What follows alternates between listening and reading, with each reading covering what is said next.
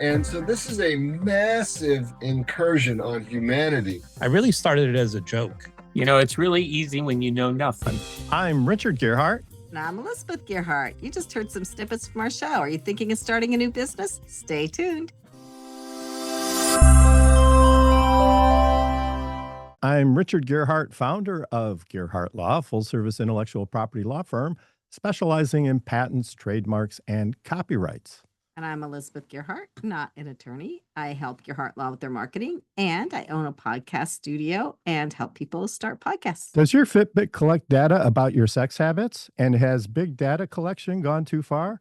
Our featured guest today is Mark Weinstein, a tech entrepreneur, social networking pioneer, and privacy expert. And if you think social media has gone too far, listen up, because he's got a plan to fix it, and it might just blow your mind. Well, does that depend on where you wear your Fitbit? Just asking for a friend. Anyway. And then we have two really great speakers as well. So Gary Cohen, oh my gosh, and I really want to know how he did this. He went from a startup making $4,000 a year to being listed on NASDAQ. I mean, come on, who does that? That is impressive. Right. And then, okay, this is one of my favorite things. Tim Nealon has Ghost City tours, and he has a few cities, and they take people on ghost tours. That is so much fun. We used to do that every time we went on vacation with our little kids. We went and saw Robert in Florida. He stole Richard's hat. The Robert doll. Yeah, I haven't heard of it. Yes, we are big ghost tour fans. And speaking of ghosts and haunted things, I guess we wanted to tell a story today about black cats. It's getting close to Halloween, and this ties into the whole concept of upselling. So this is a business-related topic. Yes, this it's story time now. We had 3 cats, and one of them died unexpectedly, and I was just crushed. And they're mostly my cats. So Memorial Day weekend, I said to Richard, let's go to the shelter. Innocently, she said, let's just go to the shelter and see what we see. And just look. They won't let us leave with cats today, but let's just look. Yeah. Look. Mm-hmm. What happened when we got there? We saw a bunch of cats. Well, there was a little black kitten. We weren't even looking for a kitten. We were looking for something a little older. And he stuck his hand out through the bars of the cage and grabbed Richard. Right. So that started it. And then, usually it's the lawyers with the hand out, right? But we're like, well, maybe want an older cat. They're like, well, maybe you want kittens. And well, one kitten. So they put us in a room with 2 little kittens from 2 different litters. And they were both black. And the way they played together, we thought they knew each other. They were just like taking off all over the room, full of energy, bouncing up and down. And we were like, oh, we can't really separate these 2 little youngins from each other. Like, well, the second one is half price. Instead of coming home with 1 cat, we came home with 2. And now we have a lot of cats. So it was the first upsell was Elizabeth getting us to the cat shelter in the first place. The second upsell was getting us to take 2 cats instead of 1. So if you can weave those ideas into your business, you'll be an amazing success. They also had really good product, if you want to call it animal product, which isn't exactly the right thing to say, but they had something we really wanted. And we went for it. It's time for your new business journey. 2 in 5 Americans are starting their own business, or at least thinking about starting their own business. And we have a question for our panel. What's the one mistake every new entrepreneur should avoid, but you had to learn the hard way? Let's start off with Mark. Mark, great to see you on our show. Mark Weinstein. First of all, it's really interesting, like, to pick the one mistake, right? Because generally, we make so many. But here's what I would say. I would say there's a statistic, there's a data point. 90% of companies that succeed on something other than the first idea that you're putting everything behind. So the first mistake that I really want to flag for everybody is, don't be utterly unflexible when it's time to port. It's time to move the business into something else. Let it morph. Make sure you let it morph if that's where the market is telling you it needs to go. Don't be stuck with your righteousness. I totally get that. So many people that we work with become infatuated with their idea and they can't let go of it. And sometimes it is time to move on. That was really helpful. Thanks a lot. And now, Gary Cohen, Tell us, what is the one mistake that every entrepreneur should avoid, but you had to learn it the hard way? I think I'd augment Mark's, which is telling. Uh, Telling is a big mistake for entrepreneurs. They think they know, and they need to really get to, I don't know. And they could go in between that and say, I know, but I'm going to listen anyways. So it's going from telling to asking. As an entrepreneur, the more they ask, not just to be informed, but to move people forward, I think is the counter of that. So stop telling, start asking. I love that. I love that too. Tim Nealon, welcome to the show. Yeah, thanks for What having me. is the mistake that every entrepreneur should avoid, but you had to learn the hard way? Well, the big one for me, and I have to learn this every so often, even still, is that you don't have to do it all yourself. You know, a lot of people, when they first get into business, they feel that, there's a couple of factors at play, right? This is my baby. If I bring on other people, I'm probably going to have to pay them money or give them part of my company, so there's always this hesitation to involve others and this need to do it yourself. And I have fallen for that mistake. I mean, I'm good for it at least once a month, even now. But the biggest piece of advice I could give somebody to avoid that mistake is realize that, one, you don't always have the best answer, and two, if you're in this for the long haul, more likely you're not going to be able to do it by yourself. So you might as well become comfortable, bringing people into your company early on and learning how to rely on them to help you achieve what you're trying to achieve. And absolutely. And isn't that the ultimate goal, is to build an organization full of people that can do a lot of things? And so Yeah. if you don't let go, then you'll never get to that point. That's right. Elizabeth. This is a big one I think a lot of people face, and that is keeping track of the money and sending out your invoices. I have invoices I need to send out for the studio, and it's on my list every single day. I do actually have an accountant now that can help me with QuickBooks that will send out the invoices. I just have to give her the information. But it's hard, especially starting out, to ask people to pay you, but you deserve to be paid, and they'll pay the invoices if you send them. But you really Amazing how that works. But you really have to get the money piece down early. We've had so many people on this show that have said, get QuickBooks or something the first day you start business. Absolutely. Well, very good advice. I guess mine is avoid sloppy hiring practices. One of the first people that I hired, I was so enthusiastic about getting them on board. I couldn't believe that somebody would actually want to work for me. And the price was right. And I was like, this is great. This is easy. Well, it turns out I did do a background check. I didn't do a thorough one, but it turns out that just before we made the final decision, we did another background check, and we found out some stuff that was in this guy's past that really didn't fit with our brand. And I had to tell him, no, we can't take you on at the last minute. I'd already sort of gone public with the hire, and so it was pretty embarrassing. I feel like if I had done my research a little bit better, I could have avoided that mistake. So my advice is if you're hiring, make sure that you check references, you do background screenings, you get all the information about this person that you can, because hiring's hard enough without making those kinds of blunders. And so that's my advice. It's amazing things will turn up in a Google search that don't turn up on a background check. That's right. Check their Facebook page. And speaking of social media, it's making us distracted, manipulated, and divided. And the people who built it know exactly what they're doing. Today, tech entrepreneurs and privacy pioneer Mark Weinstein, one of the original inventors of social networking, pulls back the curtain on big tech, surveillance capitalism, and why your online life is being sold to the highest bidder. So he's here to reveal how we can finally take back control and restore sanity to the web. So welcome again, Mark. Great to have you. He's also the author of the book, Restoring Our Sanity Online, which I did have a chance to check out before the program. I think it's definitely worth a read if you're concerned about privacy. So tell us a little bit about surveillance capitalism and what it's doing to us. One of the reasons why, and this is the Web 2 world that we still live in, that surveillance capitalism works. In other words, on your phone, on your laptop, wherever you are, the data ecosystem, the proverbial they know everything that you're doing, who you're talking to, where you are, what you're saying, what your topics are, what your emotions are, what you're thinking. And this is now supercharged by AI.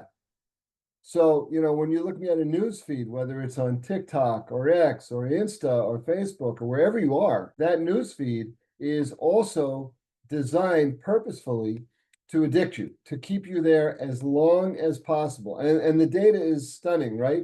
Kids are spending 5 to 7 hours a day on social media. Grown-ups too. And we all see this. Either we know a young person or we know an older person who a year ago maybe wasn't so hooked, but now with the advent of AI supercharged algorithms, we're stuck. And what are these algorithms doing? They're manipulating our thoughts, our opinions, our purchase decisions, our votes. And so this is a massive incursion on humanity. And I'm one of the guys who loves social media. I'm one of the guys who invented social media. There's about 100 of us. And the inventor of the World Wide Web, Sir Tim Berners-Lee, has endorsed my book, as has Woz, the great Woz, co-founder of Apple. Both of these guys say it's a vital read. It's a must read. And in the book, we talk about, okay, well, we've got this giant mess. Can we fix it? Or are we doomed? Because remember now, social media is causing democracy to falter. We've got a lot of issues here, Richard, and there's a lot going on. And then the aspect of bots and trolls, because right now, even in the wake of all of the political things that are going on right now, no one's talking about the huge perpetration by bots and trolls paid for by nefarious entities, by nefarious countries, and there are millions of them. You told me that anybody who has millions of followers probably has tons of bots and trolls, right? Those aren't real people that are following. Well, look, it's well documented. And by the way, my book has over 400, footnotes, because it's important to find credible sources for anything that you're saying today. This is also really important. And we've got to get to a much better world around fact checking and questioning the facts. It was well documented a few years ago that half of Elon's followers were bots and trolls, half of Biden's followers are bots and trolls. Because, we're talking about tens of millions of followers, half of them bots and trolls. What they're doing also to us in our regular news feeds, for us, the rest of us, is the perpetration. Remember, the Russians and the Chinese would like nothing better to disrupt this democracy. Now they've had plenty of time. They've had a good decade of fomenting disagreement. And remember, the backbone of democracy is disagreement. It always has been, not hatred. We don't really hate each other. But this perpetration where most of these people aren't even real, who we think we're having an argument with online.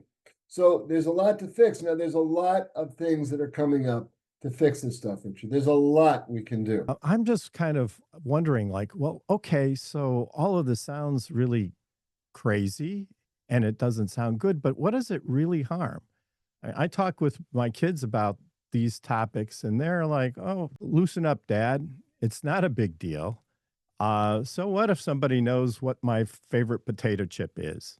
They're just going to send me ads and maybe a coupon. And so it'll work out for me. Why get so worked up about this? Surveillance capitalism is now about 15 or 17 years old. So back in 2010, 2011, people thought it was cool, right? Just like kids today. It's no different. It's like, oh, wow, they know what I want. They know, the kind of potato chip, the kind of shoes. They know what I like. That's great. But it doesn't stop there. So we know all the body shaming, we know all the issues that young women have, young girls have, suicidal thoughts, that all the stuff going on because they're made to feel as though there's something inappropriate or inferior about them, so they have to buy this product or that product. We know that basically, and look, no matter what side of the political persuasion you're on, the fact that Elon Musk could spend $300 million and affect the outcome of an election basically by perpetrating not the truth. If you look, there's a lot of research on the ads he was running and the misinformation that was being spread by his ads.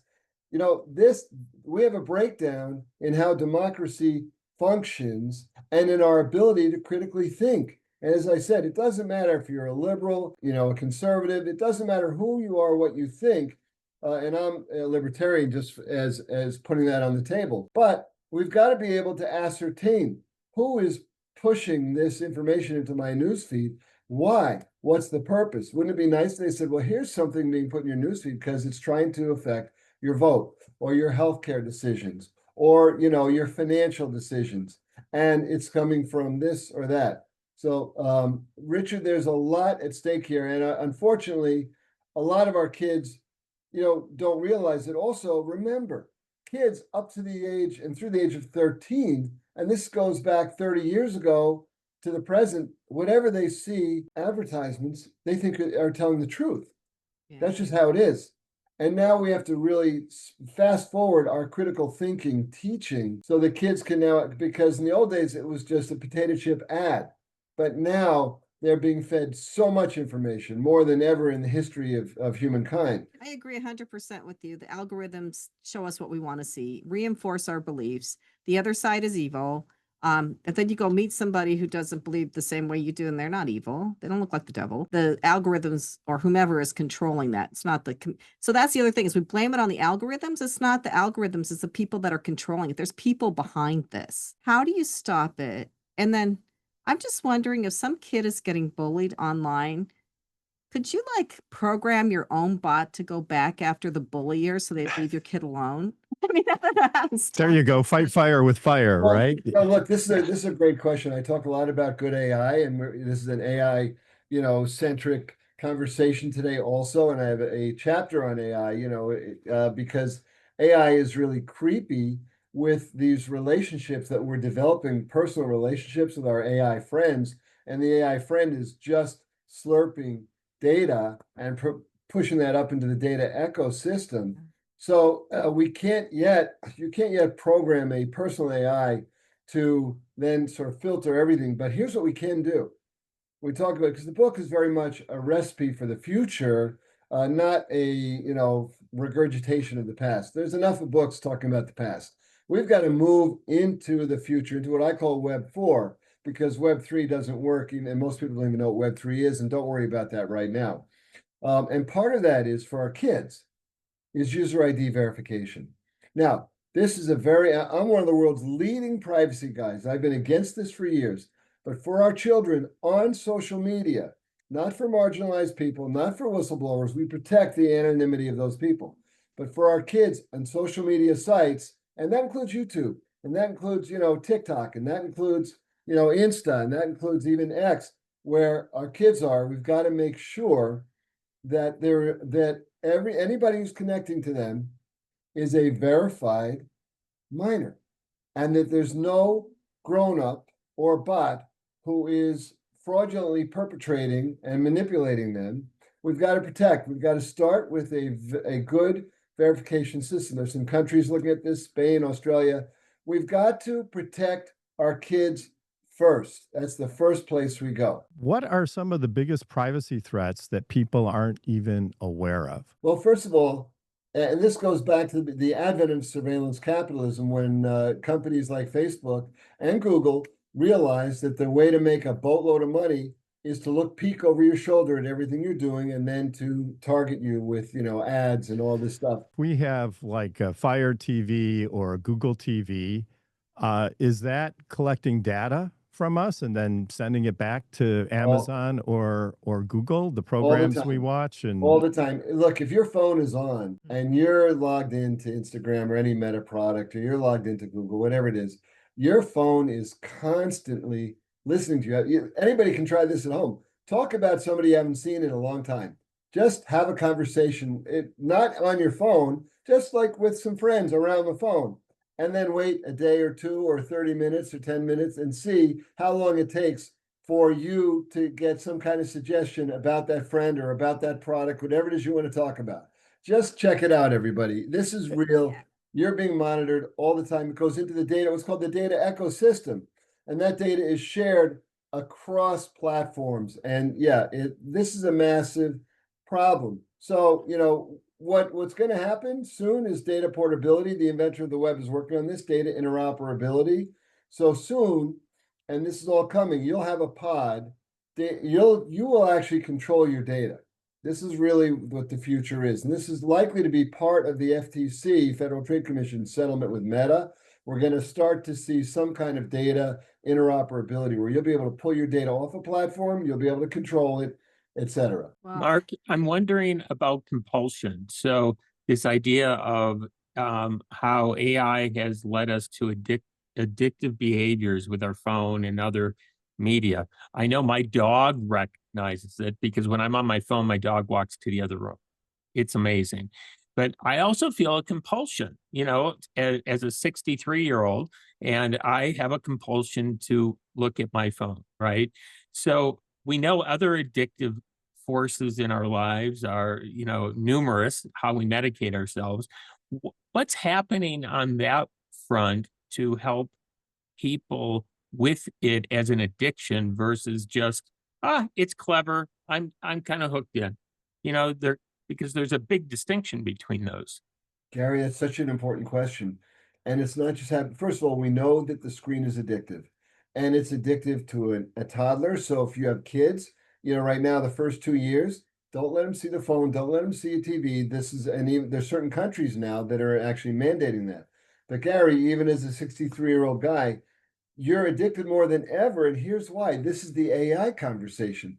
Previously, it was the algorithms that were manipulating your newsfeed because they could plug into the data ecosystem and adjust and adapt. But AI is adjusting and adapting to what you're doing in nanoseconds, anticipating your next thought, anticipating, whatever is being paid for to be pushed into your newsfeed that's going to keep you hooked and also serve who's ever paid for that. This is why you're hooked more than ever before. What can we do? We've got to find a way to flag when AI is operating. And also what you can do, I'm sorry, man, but you've got to be proactive. You actually have to start to put your windows of time in. You've got to lock it down. You got to put the phone away at meals. You got to put the phone away at night. You're going to have to lock down the phone and create your own sort of channels for when it's permissible for you to be on the phone for an hour and just be there. And then you've got to put it down. You're going to have to discipline. It's possible that we could go too far with all of this data surveillance. For example, I think you mentioned during your TED Talk, Mark, which is a great TED Talk, by the way. You should look up Mark on YouTube.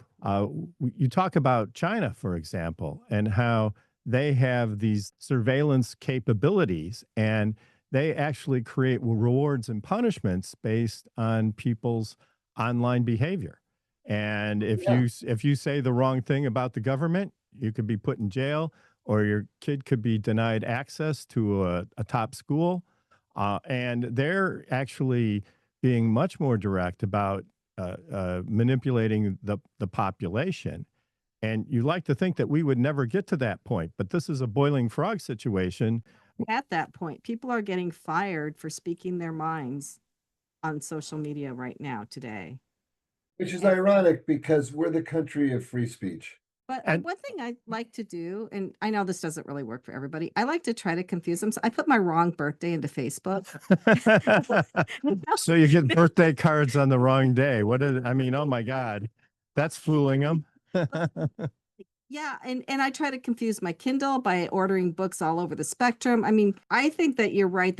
We have to take more downtime, Mark, right? I mean, I don't know what the other solution is. Well, they know that about 6 hours, and it's amazing that you can tolerate that much time before there's a significant increase in the number of people who are depressed. But that 6-hour marker is when we see it with kids and grown-ups. If you're spending 6 hours a day on media, and that could be your phone, your computer, TV, if you got 6 hours a day, you're much more likely to be headed straight into some kind of depression, a longer-term depression. We're with Mark Weinstein, author of Restoring Our Sanity Online. We'll have more Passage to Profit right after this. Please don't forget, too, that we have intellectual property news and secrets of the entrepreneurial mind coming up. And don't forget to experience more of Passage to Profit by subscribing to us on Facebook, Instagram, X, and YouTube, or subscribing to our podcast anywhere you get your podcasts. Just look for the Passage to Profit show on any of these platforms. Well, welcome back, listeners. You are listening to the Passage to Profit show. with Richard and Elizabeth Gearhart, and our special guest today, Mark Weinstein. And he has written a book called Restoring Our Sanity Online. He's talking about social media. He was a social media pioneer. He was one of the first inventors of a social media platform. He has 14 patents. And what we wanted to shift the conversation to, we talked a little bit about the evils of how we're being manipulated and data mined by our social media use, but we use it for work and we get business from it. So we don't personally post. I post on my own LinkedIn, but otherwise we have assistants who post for us on social media every day. So how do you reconcile that with the data mining manipulation? Collectively, if you are running a business, you need to reach out and find your customers. This is different than the ethical breakdowns of social media, around, manipulating people's votes and things like that, body shaming, all these things that go on. If you're a business, then you want to be very savvy about how you spend your marketing dollars. And today you've got to spend it digitally. You can't, nobody runs the newspaper ad anymore, really, or something like that. You've got to be there. And so you've just got to be savvy about that. That's I think a very appropriate use as a business person. You want to find your customers. Now, the best way to use social media, in my opinion, for business is grassroots, though, where you're actually not paying, but you have some social media expert who can find the people that are likely to want your product or service and can find them in a grassroots way. And that's by themselves being engaged in social media, in groups, with thought leadership, and finding like-minded people. And that's really because, you want to create a little movement, right? You want to create this sort of niche of what I call ambassadors. Because really you're looking for the ambassadors, the people that are going to love your product and going to broadcast, going to wear it, going to show it, going to use it, talk about it. That's where the rubber meets the road. I hate to say this, Mark, but I'm going to say it anyway. You can use ChatGPT to do that because I run a meetup group and we had somebody who had to attend a funeral and couldn't make it. So I did ask it to check LinkedIn, and it brought up somebody who I knew who had spoken at my group before, and he came and spoke at the group last night. And I wouldn't have really thought that way unless I'd used ChatGPT to scour LinkedIn for me. AI isn't inherently good or bad. It's the application of AI that makes it either nefarious or a good guy and helpful. So that's a very good use. We all use AI. I prefer to use it, in searches, right? Because if you're using an unbiased AI and you want to search on a product, like what's really the best mattress for this application or whatever it is, AI is really helpful right now in nanoseconds. So I think that's a very good application. And we've got AI is here. Remember, technology, here's the challenge in modern society, in the history of humankind. Technology runs ahead of anybody's ability to regulate or understand its impact on the human condition. And that's always going to be the case.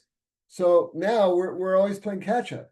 So here we are playing catch up around AI. Now we've learned, how nefarious it can be, and also how awkward it is. There's AI stuffed animals for our kids. They make the kids feel good, but you know what they're doing? They're just collecting data because they're connected to the web and they're reporting back and they're figuring out what to say next. This is, we're in the middle of quite a conundrum. But AI can be AI can also root out the bad AI. AI can find a bot and troll. It's interesting. We're now going to be cat and mouse, AI versus AI. Mark, you were one of the earlier creators of social networking, starting back in the 90s. Maybe you could tell us a little bit about what motivated you to get into this business and how you got started. First of all, anybody who remembers in the 90s, it was incredible. This was called the new economy. And the idea, and we had email back then. Don't kid yourself. We had email in the 90s, especially in the mid to late 90s, and it was just as ghastly as it is now. In other words, it's one-dimensional. We misunderstand, we misinterpret. We're stuck on it. We're waiting for the next, all that. So the idea of, getting new technology, and at the time I had a 10-year-old nephew, because you want to listen to kids, you want to listen to your kids and other kids. And my nephew and I took a hike around a lake on a family vacation. And we started to ideate, Uncle Marky, wouldn't it be great if we could And we had this conversation. 10 minutes into it, I looked at my nephew and said, I'm going to start a company. I'm going to give you 10% of it. I went back home at this point to Albuquerque. I started a company. And back then, you put an ad in the newspaper, you interview people at your dining room table. I hired engineers and graphic designers who couldn't design pages that would load because no one had done it before. Now, at the same time, there were several companies. When we were in beta, they were in beta. Superfamily.com and Superfriends.com were mine. They became PC Magazine top 100 sites 3 years in a row worldwide. But it was an exciting, amazing time. And this is, again, so my tip here is, like always, pay attention to what your kids are doing. I mean, the idea that we're all wearing ripped jeans today, or our kids are, come on, that came from, our generations, the guys that are older on this broadcast, like me and Gary and Tim, and, Elizabeth and Richard. Come on, it was just cool when the jeans finally got worn out that they ripped. You would wear them. Now you buy them ripped. It's ridiculous. I was just too cheap to buy new pants. Yeah. Mark, it's just been amazing. Can you tell us where people can find you? Thank you. The book, Restoring Our Sanity Online, is audio. It's Kindle. It's on Amazon, Barnes & Noble, any bookstore that you like. It's been in the airport stores for months. And thank you. This is a great cover. The book, by the way, is highly entertaining because I have hilarious stories. You're going to read about the time Facebook asked everybody in Australia to send them a naked picture of themselves. This is true. They really did this, everybody. There's so many stories in the book like that. Wasn't Facebook originally a site to rate women's looks? That was how it started. And Yes. there's all kinds of stories about how Facebook started. But Facebook was very smart because they were about the we. And MySpace, which a lot of people might remember, was about the me, and MySpace completely missed the we part. Hence, my last company, which still exists, which I'm on the board of, but I'm no longer part of, is called MeWe. But yeah, so you can find me, markweinsteininventor.com. You can write to me, mark@restoretheweb.com, and you can find the books everywhere. So, and thank you, everybody. It's a great conversation, and the book has, a lot of what you can do right now for yourself, for your kids, what we can do right now, and what's coming. Well, the pleasure's been all ours. Yeah, I'm going to get that for us and the kids. Yeah, and it's time for IP in the news. Speaking of older people, I think Neil Young's 79. Anyway, he started a new band called Chrome Hearts, and they've been playing for about a year, and it turns out that a clothing company called Chrome Hearts is now suing him for trademark infringement, alleging that customers are going to be confused if they see Neil's band and their clothing. People at the company are concerned. I'm going to confuse a sweater for an old guy playing guitar. I don't think so. There's different categories of trademarks, right? Right. And well, the clothing company says that because they've worked with celebrities in the past, that that's enough of a bridge between what they're doing and what Neil is doing. Personally, I kind of wonder if they're not just doing this for the publicity associated with filing a lawsuit. Heaven knows that would never happen. Isn't there some sort of thing with trademarks too? Like, if somebody like Coca-Cola, like you couldn't do a close trademark to Coca-Cola because they're so well known. They're famous, right? Famous. Once you become famous, you get a broader set of rights. But companies can use the same trademark as long as they're in different industries. So one of my favorite examples is Delta Faucets and Delta Airlines. You wouldn't confuse Delta Faucets is a place where you could book an airline ticket, and you wouldn't think that Delta Airlines sells faucets, so the likelihood of confusion is pretty low. But I guess the moral of the story is that we want to pay attention to the goods and services associated with the trademark, and we'll be keeping track of this Neil Young lawsuit and advise accordingly. But just because you have the same name doesn't mean you necessarily have a good, strong case for infringement. If you have an idea or invention that you want to protect, contact us at Gearhart Law. We work with entrepreneurs worldwide to help them through the entire process of obtaining patents, trademarks, and copyrights. And if you want even more information, you go to learnmoreabouttpatents.com or learnmoreaboutttrademarks.com. You can book a free consultation with a Gearhart Law attorney, or you can download your free Entrepreneur's Quick Guide to Patents or Trademarks. We're going to now segue into a roundtable on AI. So I'm going to ask everybody how they're using AI, and I'm pretty sure nobody here is using it nefariously. So, Mark, Well, I know. I guess we have to ask and find out. Mark, why don't we start with you? What is one way you're using AI in your business? I think AI for search and unbiased, AI is a really great way to use it. I still like to be creative, so I'm not using it for writing or, but when we're researching, also people that I want to connect with, I think it's a great, but also just researching a product. We're always buying things. We're buying things on Amazon. It's one thing to look at their reviews, but it's another thing just to have an unbiased AI sort of give you some input on, what's up or, or what's going wrong with the transmission in your car or things like that.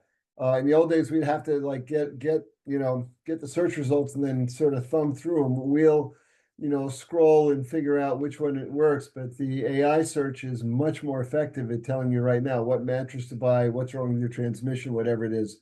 So I enjoy it that way. Gary, how are you using it?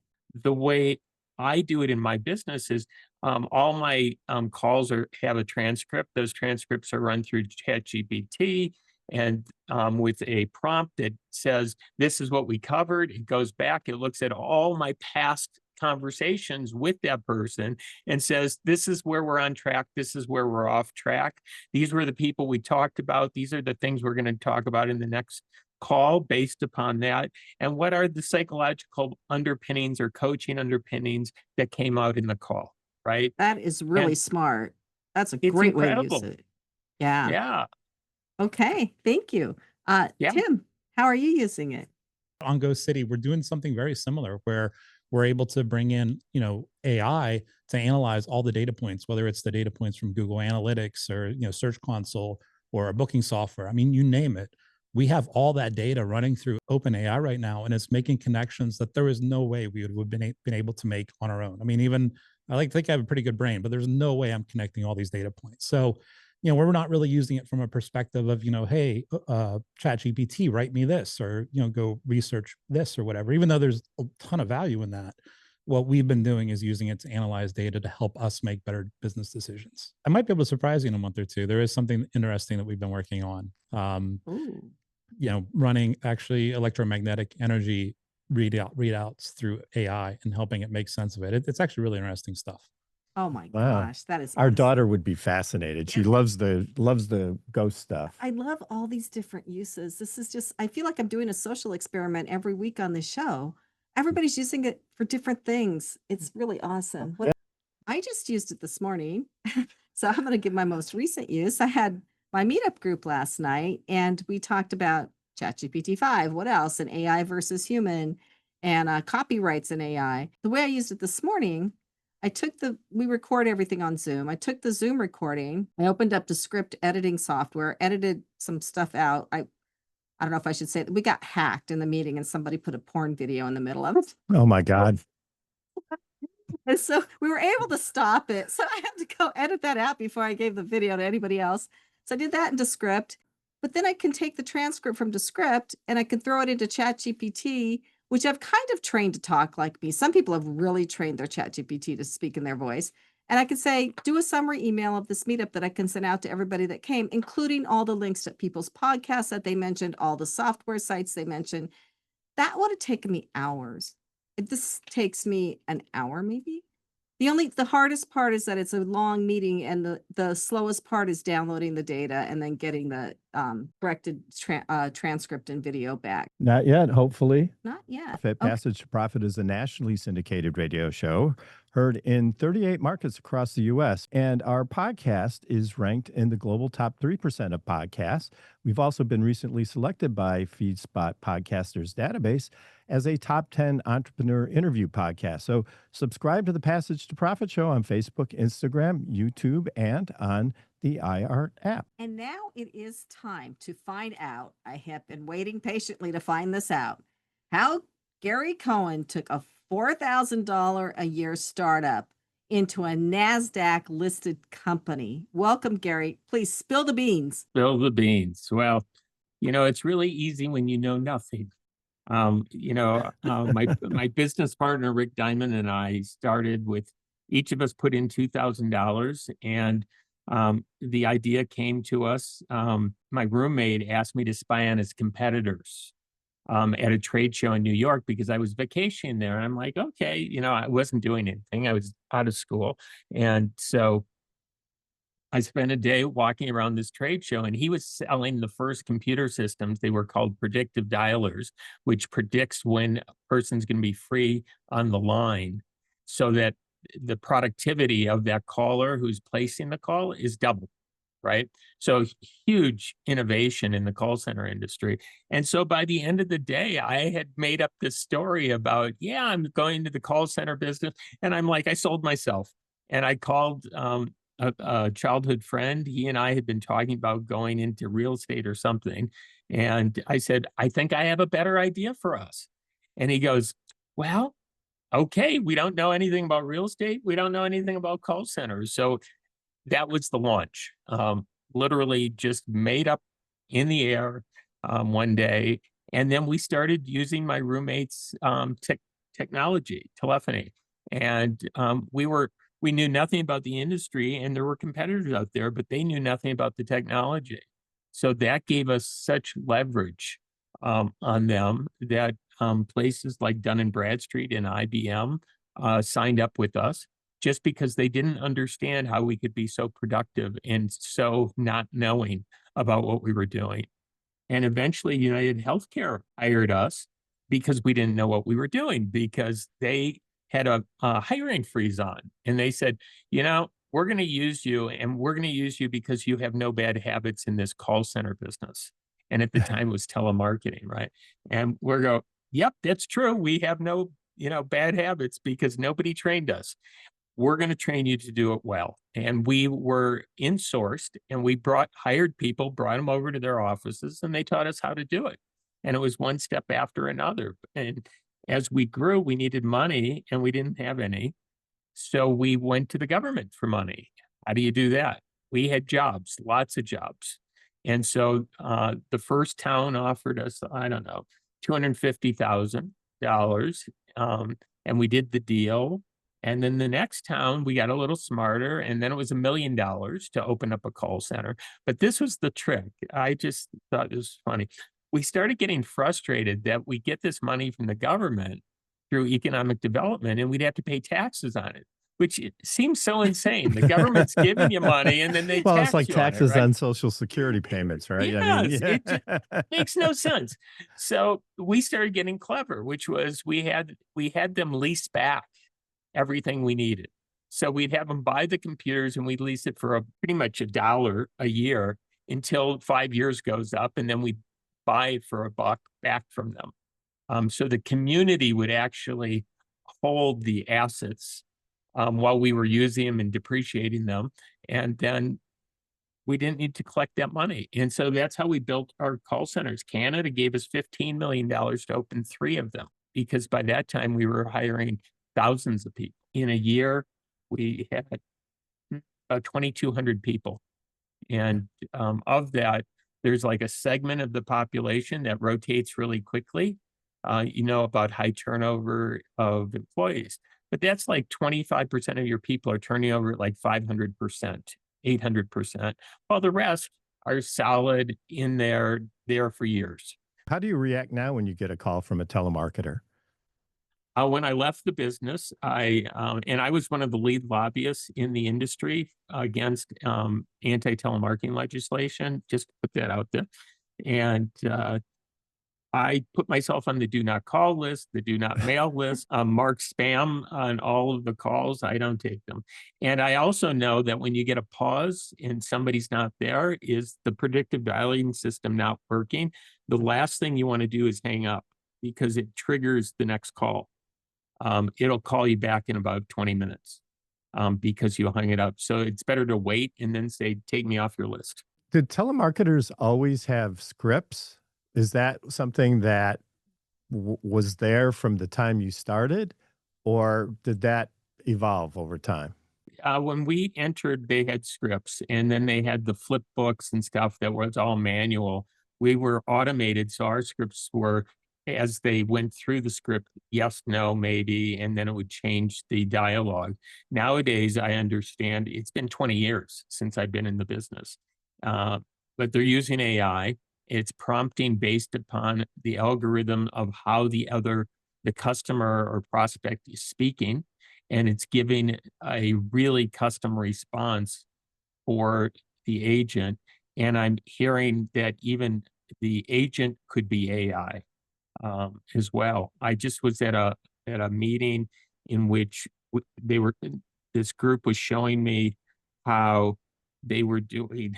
It was incredible, large group facilitation. But before the team came into the meeting, they had an AI call each of the people, do an hour interview with each of them, and take those transcripts, compress them, find the intelligence that they were looking for, and feed it back to that group.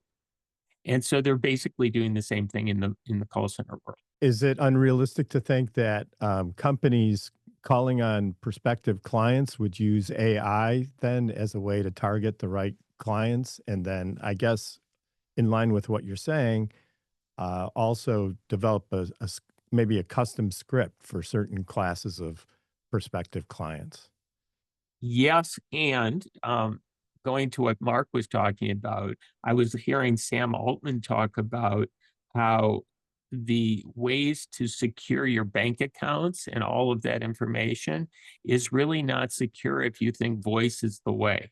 Because now with the deep fake, people can clone your voice, right? So if you could do that to break security, you could certainly do that to place a phone call with an AI.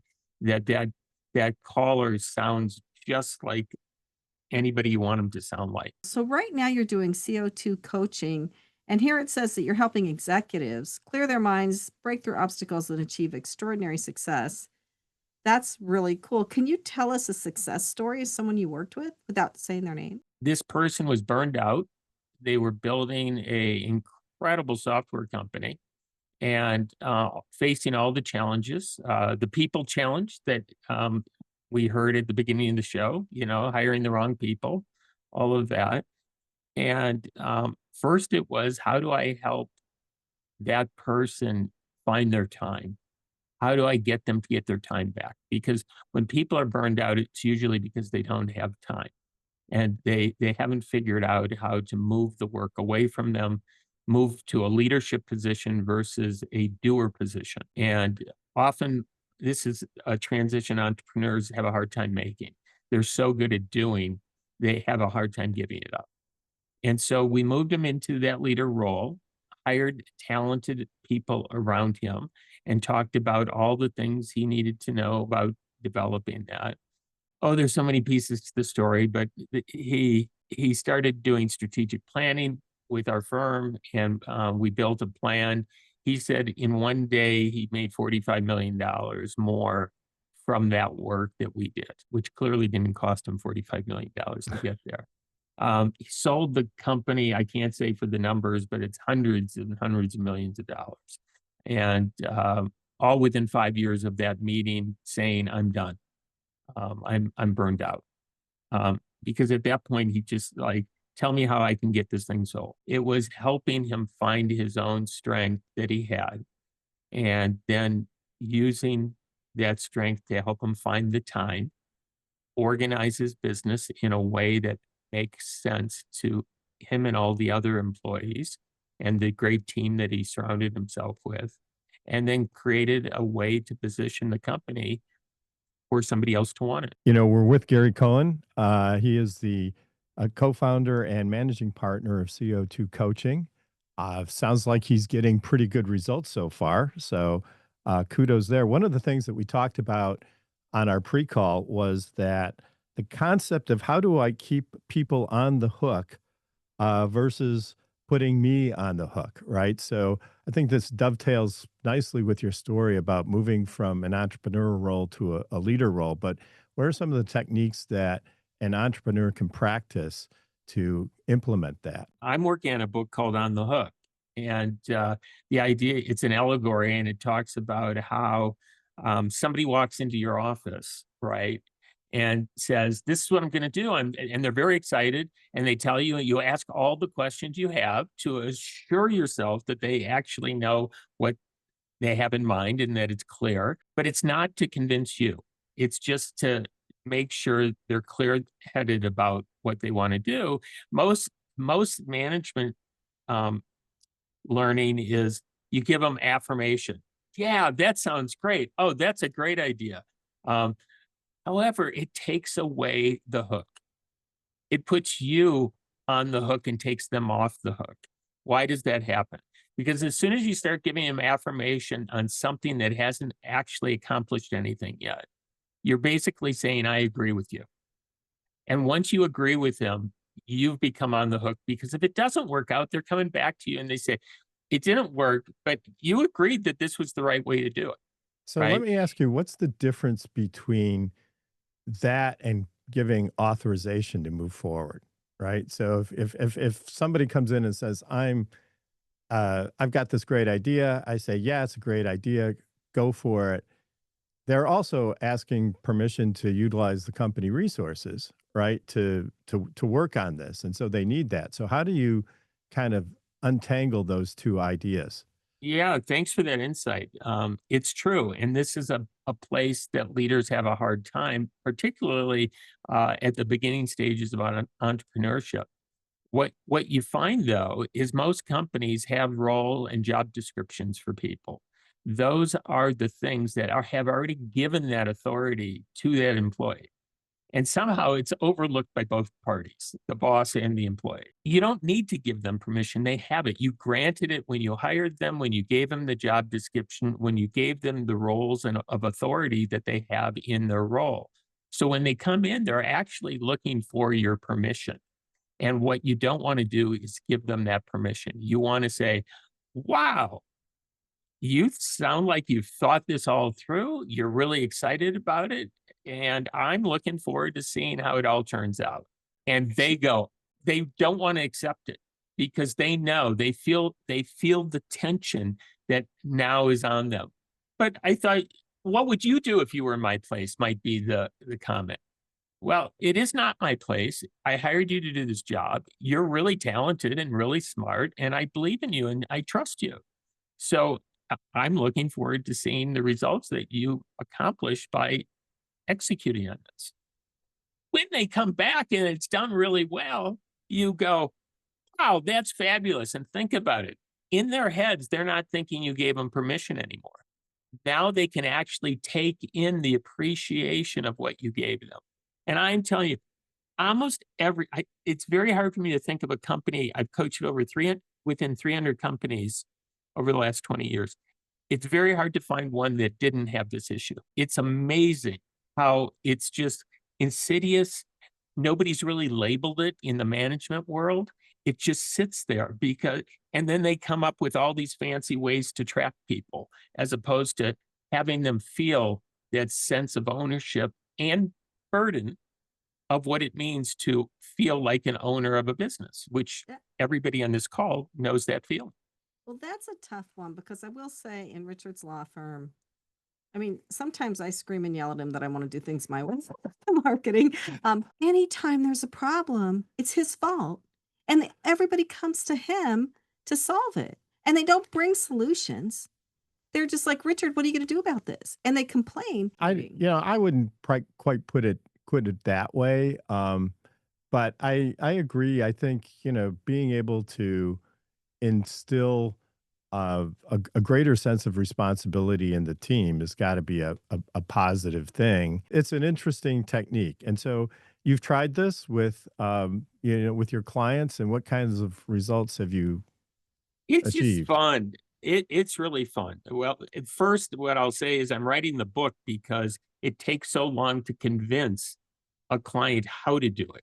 Meaning, like, it's simple. All of you probably get what I'm saying right now. Everybody on the show is listening. They go, oh, I get it. It's so quick, falls out of your head because it's so instinctual.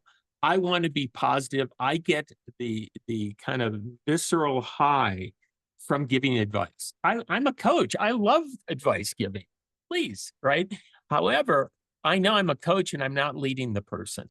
I'm in a instructive teaching coaching role.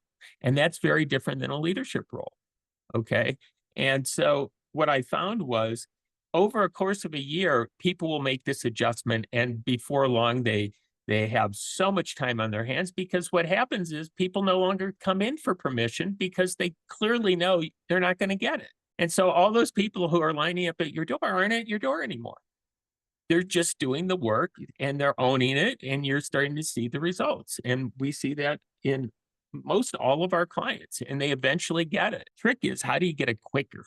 How do you really realize that when you're pointing the finger about why are they always coming to me?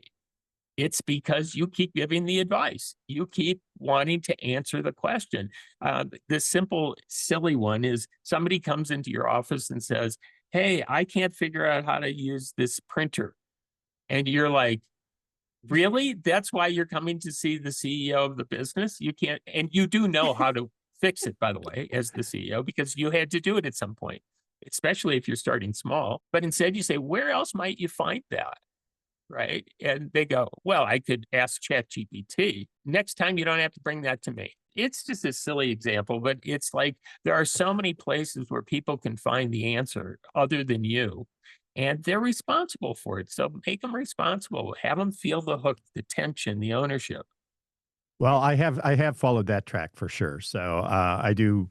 If somebody comes in with an issue, I will say, well, how would you solve this? You have to resist the temptation to jump on the bandwagon because you know the answer, and telling them makes you feel smart, but then it also means that you assume ownership for it. And I can see how that would be ultimately destructive. And there again, ChatGPT, that's where everybody should go.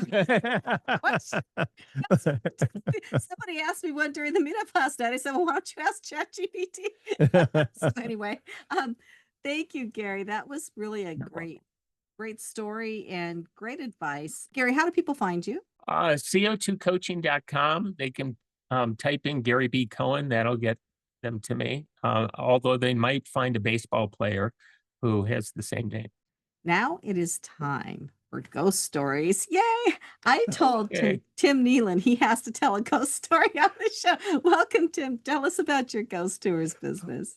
Yeah, thanks for having me. Ghost City Tours, it's the world's largest walking tour company. Every year we do about 1 million people on our tours in 28 markets in the United States. I think we're in right now. It's just a lot of fun, and it's really evolved as a company over the last couple of years into something that I once again enjoy. When I first started Ghost City Tours, I really started it as a joke. I mean, come on, ghost tours, like that can't really be a real business, right? And by the way, it makes for a horrible pickup line. I'm a ghost story company.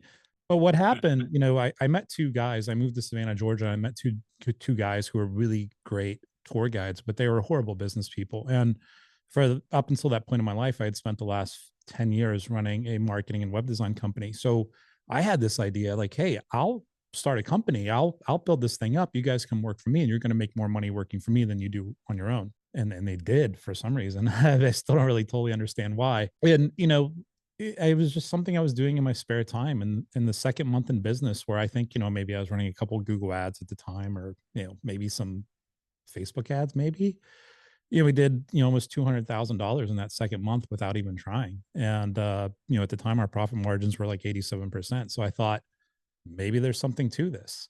Yeah. And, it just took off from there. And, at first, what Ghost City Tours was, it was a way for me to help some friends and, occupy my time. But it was also out of necessity. At that point in my life, I was almost homeless. I was living in a hotel room that the manager of the hotel knew me and let me stay in that hotel room for about 2 months.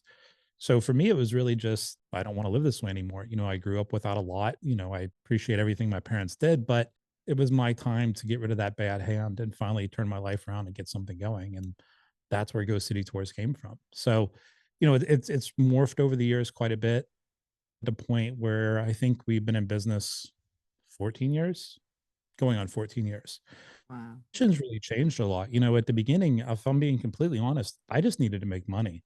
I needed to feed myself. I had to take care of my family. Now I'm to a point where the money, and don't get me wrong, I love money. I'm sure we all do. But That's not so important to me anymore. What I came to realize about Ghost City Tours is that, this is a company where we can help people get in touch with what I consider like what people should actually be. How we do that is by sparking their curiosity. One of the biggest compliments I can get, which is also our number one complaint about our company, is there was too much history on this tour. There weren't enough ghosts. There was they talked too much about the city's culture and all this stuff. We really wanted to hear ghost stories. And they do. To me, it's more important that we get people out in the world and we open their eyes to something that maybe they weren't thinking about before. Maybe we made them we didn't make them come to New Orleans, but they came to New Orleans and we made them see the city through a new light, truly appreciating the culture and the people and all those things that made a city like New Orleans what it is. And then they go buy a book, which to me is the biggest compliment. If I can get somebody to go buy a book about anything once they're done with a ghost tour and want to learn more about the world around them. Earlier we were talking about social media. One of the best ways to avoid all that is to get off of it.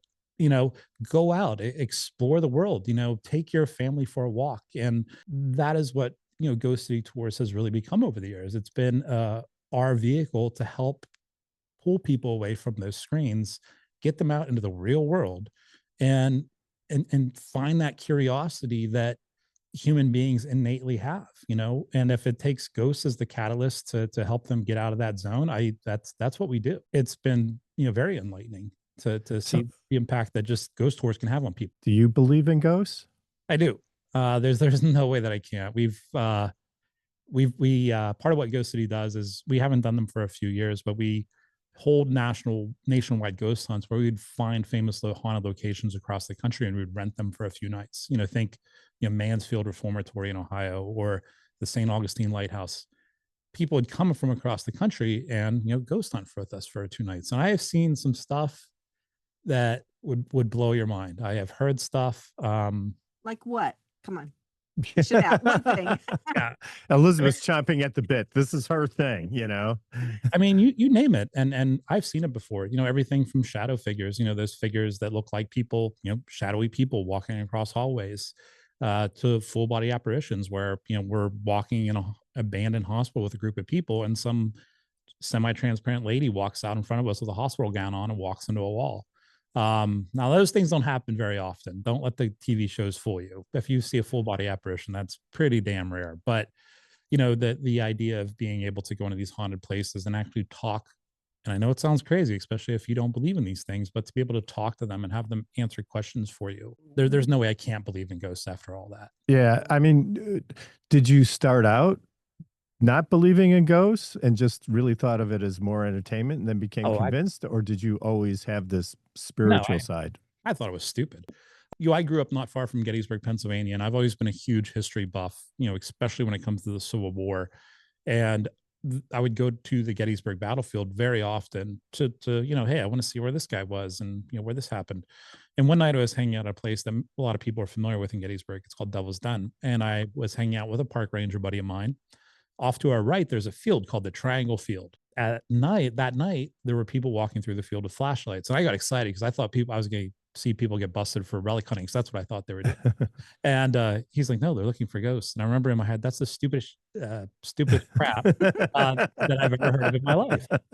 But, once again, curiosity, I think, is so important to people. And so a couple times later, I was like, you know what, I'm going to go to Walmart. I'd seen those goofy ghost hunting TV shows. So I went out, bought a voice recorder, went to the middle of a field called the wheat field, and I just stood there at night. And when you do this for the first time, you feel like a total buffoon. I'm literally standing in the field in the middle of the night, holding a voice recorder saying, if there's any, can you please tell me your name?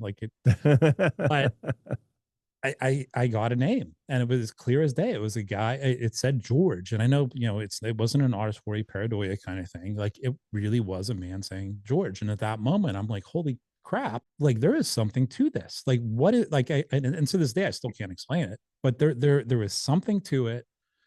Weird stuff happens. We're able to document it. And I wouldn't call it an addiction, but I would say that if you're somebody who is really driven by trying to understand the world around you and you grab onto mysteries and you want to understand it, this whole ghost thing is a really great topic to dive into, because the reality is I don't think we're ever going to figure out what is going on or what they truly are. Well, it's pretty cool. And I got to tell you, I do have a ghost story. Oh yeah. So our house, well, first of all, our house, when we first moved in, the guy had died there before us, and we would always hear footsteps in the attic. We called him One Eye Roger. Remember that? But Right. then this one day, I'm wondering if ghosts come and go because we had this cat. She's gone now. And she was in the foyer and she was talking to somebody. She Mhm. really was. She was going, "Meow, meow, meow." I mean, and this went on for like 5 minutes. I'm like, Checkers, who are you talking to? And then I swear she was talking to a ghost. She might have been. You know, Yeah. animals are pretty perceptive to those things. It's interesting. What do you think your younger self would be most surprised about your current life? That I'm married and somebody actually liked me after the dream. That You might be didn't number think you one. were going to get married. You know, I mean, my younger self, honestly, I oftentimes forget my younger self. You know, I feel like, you know, over the last, 15 years, I've transformed into this person that sometimes it is hard to remember, younger me. But, I would like to think younger me would be proud of where I am today and the positive impact that we've had on people's lives. You know, here at Go City Tours, we employ almost 900 people depending on the time of year. And all those people get benefit from what we're doing here. So I'd like to think that, he would at least be proud of me. What he would think of me though, I have no idea. He'd probably Yeah. think I'm really boring, going to bed at 10 o'clock. So, You know, so I think like, what happened to you, man? Be fun. So have you changed your marketing a little bit? Because I see you started a podcast a little bit ago and you're doing a lot of YouTube shorts. And what's really cool is like you're asking other people, like, tell me about your haunting. Tell me about your ghost. Or the ones I've been seeing are Bigfoot. Yeah. We love Bigfoot. Richard has Bigfoot pajamas. Our daughter got and him. Bigfoot slippers too. Nice. My daughter is a big Bigfoot person. Yeah, we had Matt Moneymaker on. He was that guy from Finding Bigfoot, that TV show. But this podcast, it's really about just wanting to get people to be interested in this stuff again. And it doesn't mean that you have to believe in ghosts or Bigfoot or anything like that. But there's so much mystery in the world around us, and because everybody, like we talked about, or you guys talked about earlier, everybody's so focused on that screen, or trying to keep up with the Joneses on TikTok or whatever, that they're forgetting that there's a whole world out there that's worth exploring. And by the way, that world is so much more exciting than anything you're going to see on a screen. And we hope that by putting these podcasts out, we can encourage people to put the screen down, go outside, go for a walk, go for a hike through the woods. You never know what you're going to see. I mean, hundreds of years ago, people got on wooden ships and sailed across the world. Like, how insane is that?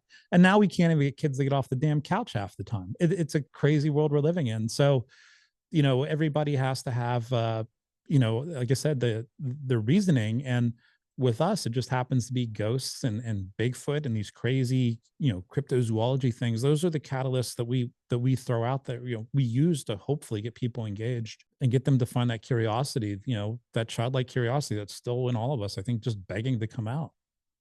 Well, I think Ghost City Tours, as I understand it, places a premium on telling historically accurate stories, right? So I mean, maybe there's a little bit of embellishment there, but you're not just making stuff up. I mean, these are accurate representations of what happened in the past, right?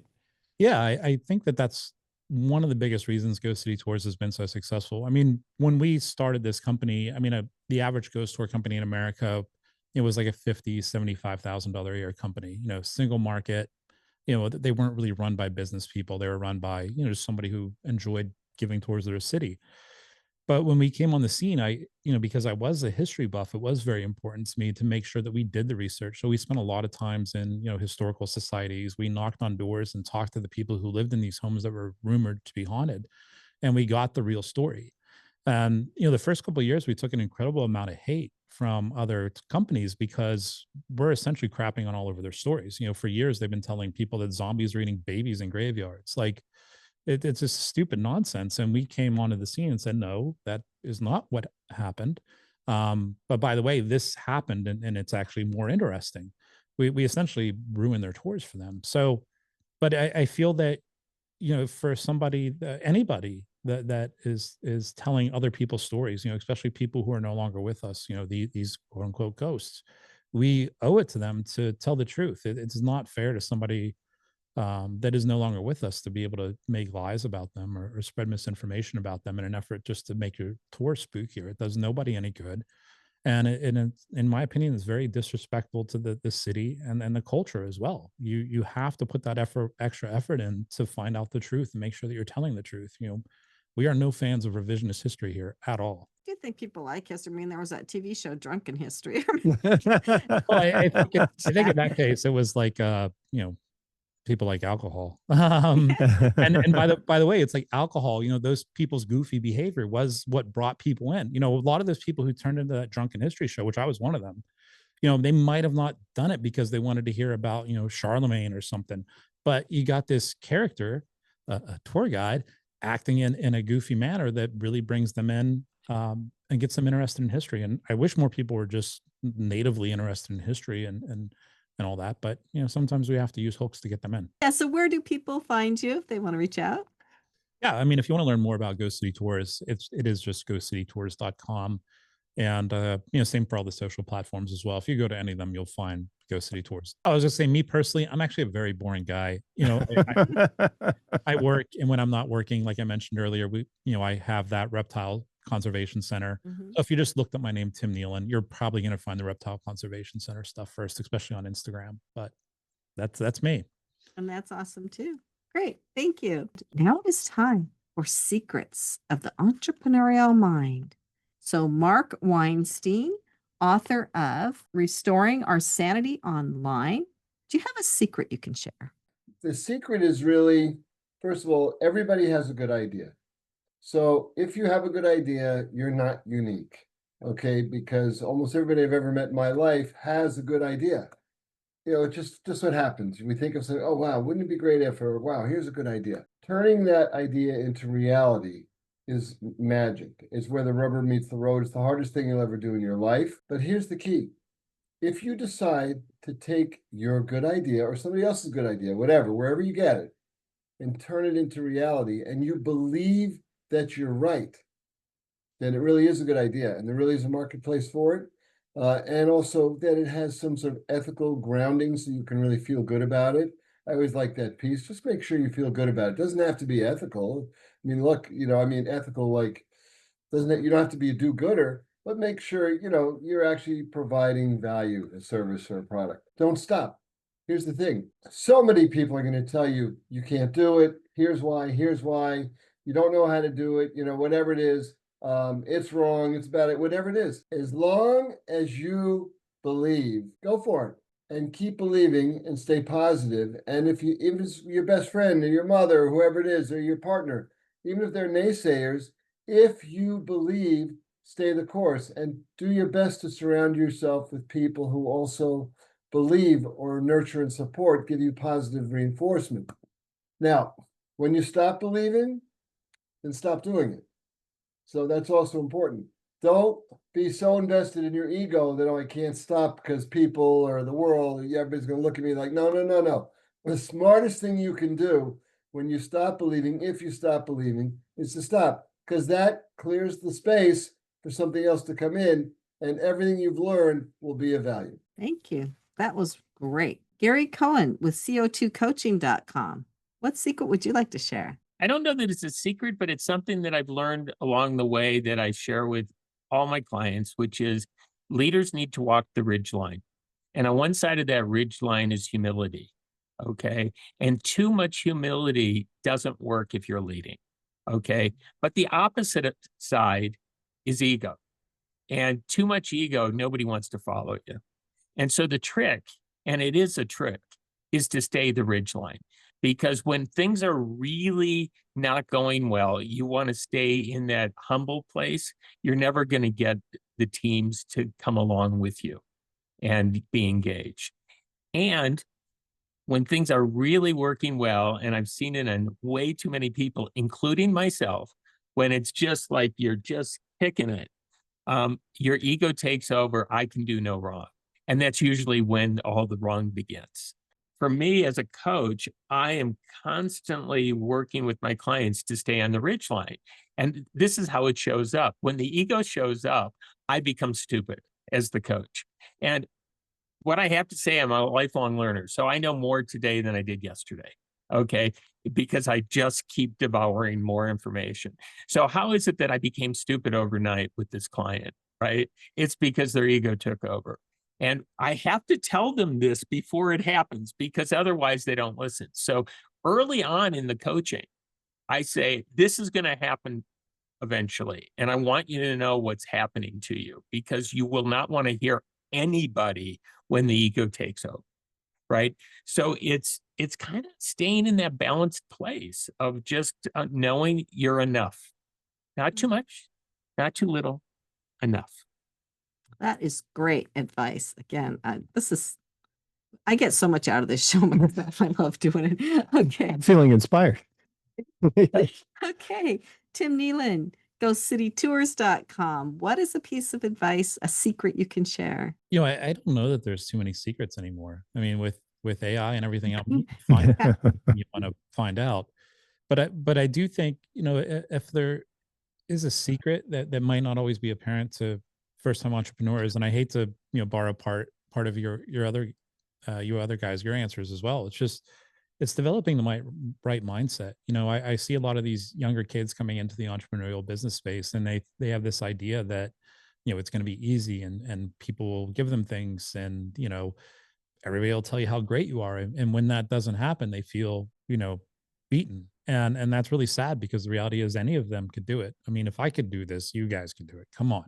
You know, I think the secret is developing the proper mindset where, you know, you can be a proper business owner and handle the challenges that are going to come your way, because you are going to have days where you want to quit. You are going to have days where you feel like a failure. And you're also going to have days where you feel on top of the world. And if, you know, to go back to what was just previously said, if you live in either one of those zones, you know, it's not good for you. So, you know, if there was a secret, I think it would just be developing that proper mindset that sets you up for success, you know, long-term success, not necessarily success today and not necessarily failure today. Work on who you are as a person and be comfortable being uncomfortable. That's really great it. advice. Yeah. Yeah. Richard Gearhart, Gearhart Law, patents, trademarks, copyrights.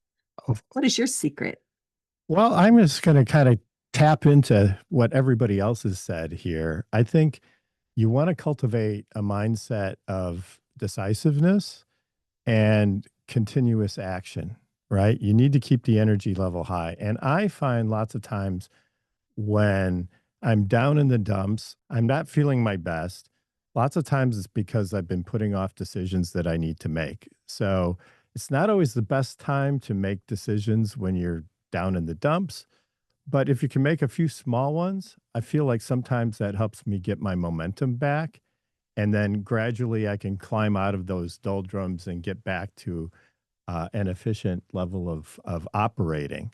No matter what, staying busy and keeping yourself in it also has benefits, because it's hard to have negative feelings if you're focusing on getting the next task done. So I find those kinds of things to be the best for self-regulation. And my secret, Elizabeth Gearhart, Gear Media Studios. I feel like if I've been successful in anything, and some ways I have, I constantly want to learn more, and I'll never feel like I know it all. I understand now, like these vampire movies, why these vampires, when they live centuries, they get so rich, because you get to learn so much and do stuff with it. And I just feel like there's so much more I want to learn. I don't know. You know, there are a lot of rich vampires out there, now that you mention it. I know at least 4. So, I feel like for me, it's just been this thirst for learning new things and knowledge. And it really, like with this AI stuff, it's really helped me a lot, because I've been able to do things so much faster. Yeah, absolutely.